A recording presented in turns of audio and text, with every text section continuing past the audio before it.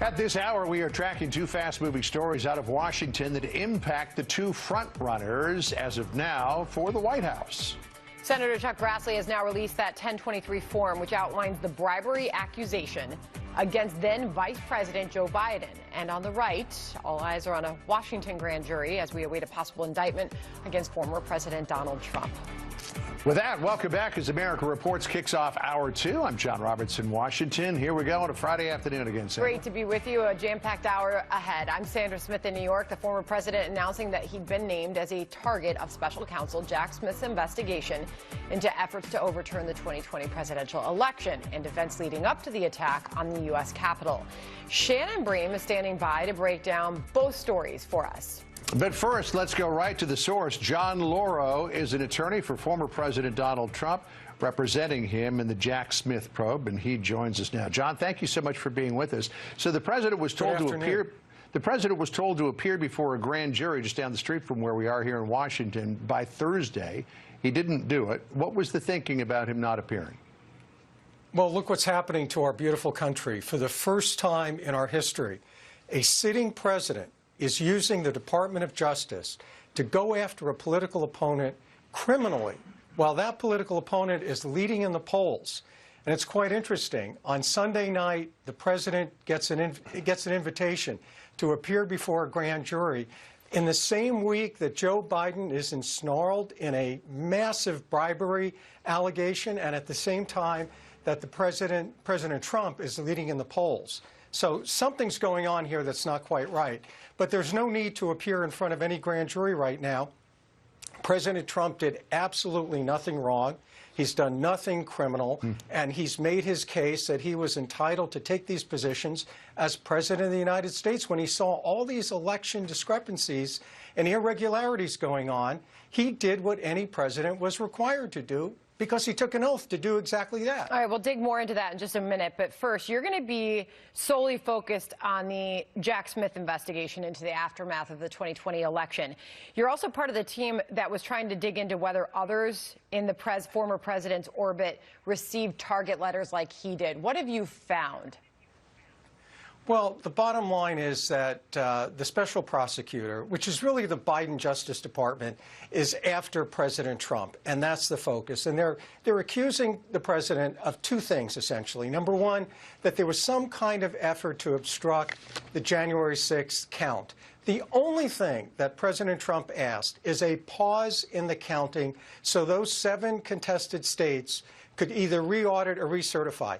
I've never heard of anyone get indicted for asking for an audit. What President Trump was looking for was the truth, was to find out exactly what happened in those 7 contested states. That's just not criminal. The other statute that they're looking at is whether or not President Trump intimidated anyone or ballot stuffed. And that's an example of really the criminal justice system being used against the victim. Because here what the president was saying in real time after November is all these election discrepancies, all these unlawful acts at a state level, and what he asked ultimately is to find out the truth and get to the truth. And that's just not criminal. Jonathan Turley, who, of course, is a contributor here at the Fox News Channel, everybody knows him quite well, said that Jack Smith better have the goods if he plans on bringing charges against the former president. Here's what he said.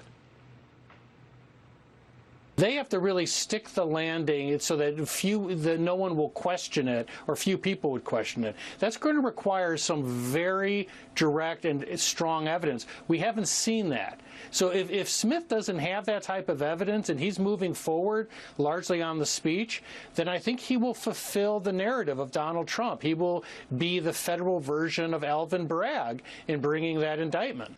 So, John, you mentioned some of the things that you thought that that Jack Smith may attack the president on. There's also this idea of did he incite people to riot in that January 6th speech? Or then there's the idea, too, in Michigan, 16 people have been arrested for a false electors scheme. Could the charges be going in that direction as well? What do you think?